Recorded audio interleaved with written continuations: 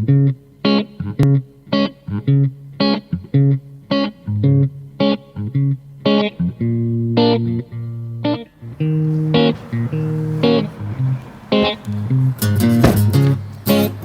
are you doing here?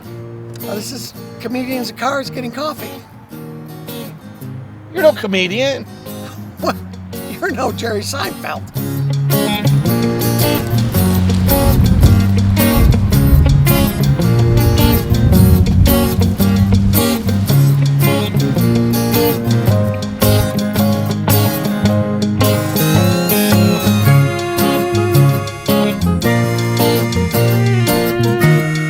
In a quiet bar in Brazil, Indiana, far from the roaring stadiums and bustling campus of the University of Illinois, a once beloved mascot quietly awaited its moment of resurgence.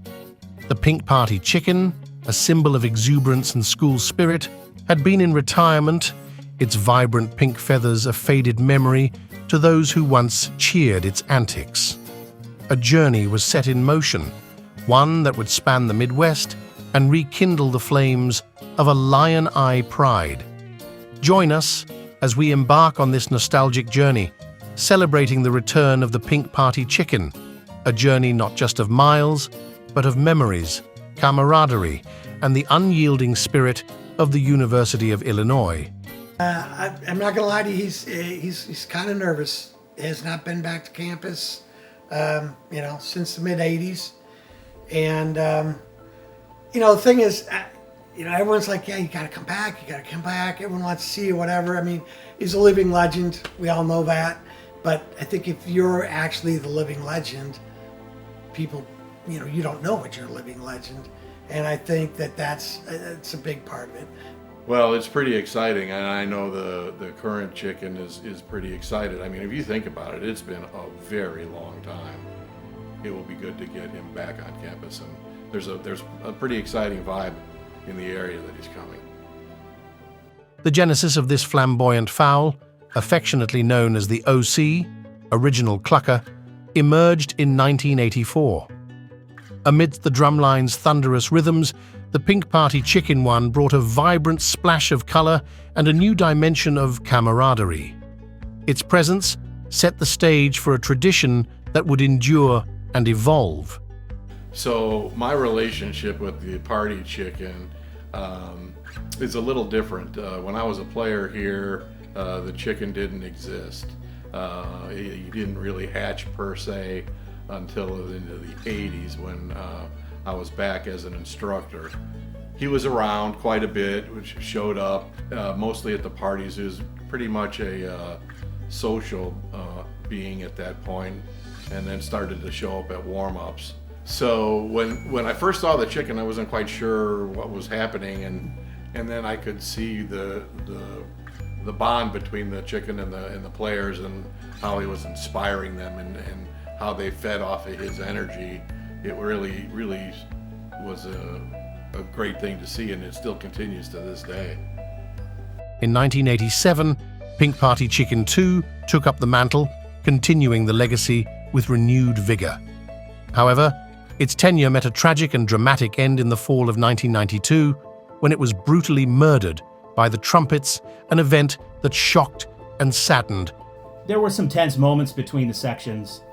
They played volleyball before rehearsal, primarily the Trumpets. During rehearsal one day, we had an opportunity to be on the sideline, as it happens quite often, and we found their volleyball. And, well, let's just say that volleyball didn't survive that rehearsal. The Trumpets were obviously upset. However, they were not able to pin it on us. Fast forward to a few weeks later. We were having a rehearsal at the stadium. The chicken was with us. And we set the chicken down at midfield. And as we turned around, we walked backfield to prepare for the next set. We turned around and the chicken was gone. We looked at each other quizzically. Do you have the chicken? Do you have the chicken? No one had the chicken. It was gone. It had disappeared. 2 days later, the chicken shows up, mangled, murdered. Those were dark days for the drumline. Rising from the ashes of its predecessor, Pink Party Chicken 3 emerged in 1993, heralded as the Peacemaker. This incarnation played a crucial role in mending the rift within the band, restoring harmony, and reaffirming the Pink Party Chicken as a symbol of unity. I think the chicken, to me, represents independence, creativity. The drumline kind of was always its own entity. Don't get me wrong, we love the band. My 4 years, we loved the band. We loved the band. But the chicken was a real, it was an inspiration to be different, to be unique, to separate ourselves from the rest of the band maybe. It was also really totally fucking stupid too, childish and completely ignorant. But that's perfect for us. My freshman year, when we decided it would be really awesome to add, to add a note to the cadence, to long cadence, just to fuck up the band. So it was right before the monkey beat section. So instead of going we went da-da-da-da-da. So we added a beat. So then the band got off in the beginning of monkey beats, and then we thought, well, we added a beat, so let's take one off at the end. And I think we told the Alinettes, just keep moving, don't just keep going. And all the baritone line, the entire, I'll never forget, I'm a freshman, the entire baritone line turned around and just went like that, right at the drum line. We were just smiling, playing along. The whole band got off. Everyone thought, oh, we messed up, so they got back on the foot, which is the wrong thing to do. And then wouldn't you know it, we're coming up, jump, ka-dum, and we get the, here we go, let's play Loyalty or whatever. And we ended it by taking a count off, and it was a nightmare, the whole band, it was awful. Absolutely awful. And so no one came, it was 300 people in the band fucking up the downbeat of Loyalty. And then Gary just was livid and just screamed at us. And I'm like, I don't know. But I'm like, you know what, that's the party chicken.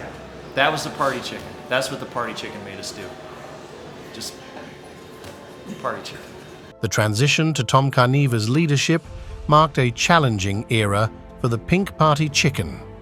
Known as the persecuted pontiff, this period saw the mascot endure trials and tribulations, navigating through adversities that tested the resilience of the tradition. My first time seeing the party chicken was 18 years after I left.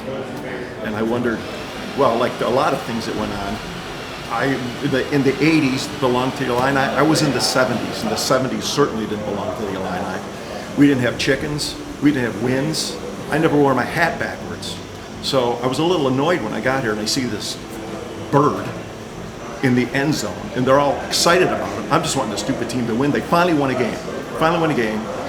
People are climbing on the goalpost. That's how important that was to win a game. But I don't know anything about this chicken. I know nothing about the chicken. They're trying to warm up and there's a bird.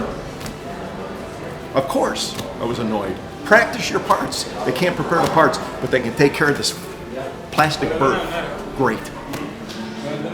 I'm concerned about one thing, and in that chicken. Under Pete Griffin's guidance, the Pink Party Chicken experienced a renaissance akin to a phoenix rising from the ashes. This era breathed new life into the mascot, rekindling the vibrant energy and enthusiasm that had made it a beloved icon. The Pink Party Chicken soared once more, its resurgence emblematic of a revitalized spirit within the marching band and the broader university community. My first exposure to the chicken was before I was actually on the line. What stood out to me is how something that was admittedly as unserious as the chicken was taken so seriously. I was fortunate enough in my drumline career to be a keeper of the chicken, so I got to take our friend around to all the drumline parties, and also had to look after him when we went on bowl trips. Our chicken was stolen by the Alinettes on at least 2 occasions, buried in the sand on a beach in Miami, and hidden in a lampshade in New Orleans. It's going to be great to see our original chicken return to campus this year at reunion. Party chicken? Well, I never go anywhere without her. She keeps me safe up there. In the contemporary era, Led by Barry Hauser, the Pink Party Chicken continues to thrive, its legacy firmly entrenched in the fabric of a Lion Eye tradition. As the university progresses into the future, this flamboyant fowl remains a beacon of joy and unity, its enduring presence a testament to the rich history and dynamic spirit of the University of Illinois marching a Lion Eye. Well, throughout my time here, I've done a significant amount of research on the history of this organization and what has fueled it to be the best band in the land, the nation's premier college marching band, and as you know, the band of many firsts. First band to have a drum line. First band to have custom drums with a sparkle finish. First band to have a website. First band to make a CD. The first band to have a band building. And oh, here's the kicker. The first band to have a mascot for their section that becomes an iconic legend based on a yard ornament that most people mistake for a flamingo, but those that know that it is not a flamingo, but the heartbeat of the legendary Illini Drumline, home of the iconic and original Party Chicken. Thanks for being the true heartbeat of the Illini Drumline, but also the entire marching Illini. Your legacy lives on, and though we celebrate you today, we cherish your contribution, spirit, and ability to party no matter what each and every day. So let's raise a glass or two or three to the original Party Chicken and to all those you have impacted throughout your lifetime, whether on campus or off. Let's always party like the chicken. Go Illini! Through the highs and lows, the Pink Party Chicken has proven to be more than just a mascot. It is a symbol of resilience, camaraderie, and unyielding school spirit. Come on, buddy. I know you're nervous, but everyone is just going to be so excited to see you. Let's just go on in and have a good time. Come on, man. Let's do it.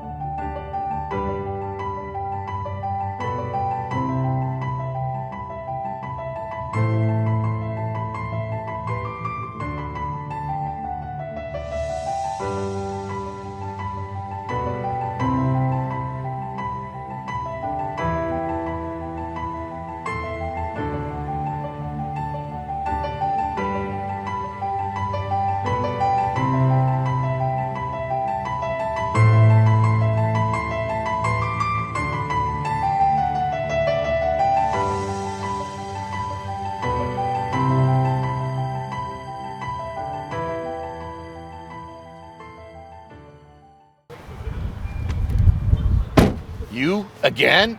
Oh, come on. Can't we just go get coffee? I made the drum line that they would, shit, I gotta start over.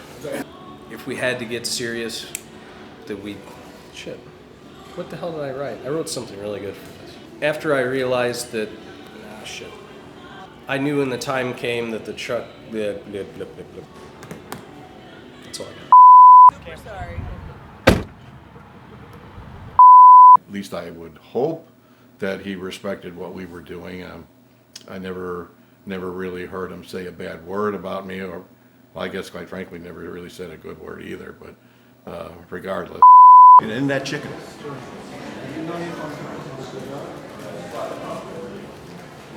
Quit laughing at me. Jim Keen would have said, he's a dumb shit. Premature, Russ. That's it. No chi-chis.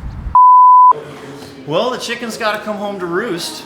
You know, they need to come home and I don't know. Is the chicken a male or a female? Is the chicken laying eggs, or is the chicken like protecting the flock, or what? It's a male, so technically it's a rooster.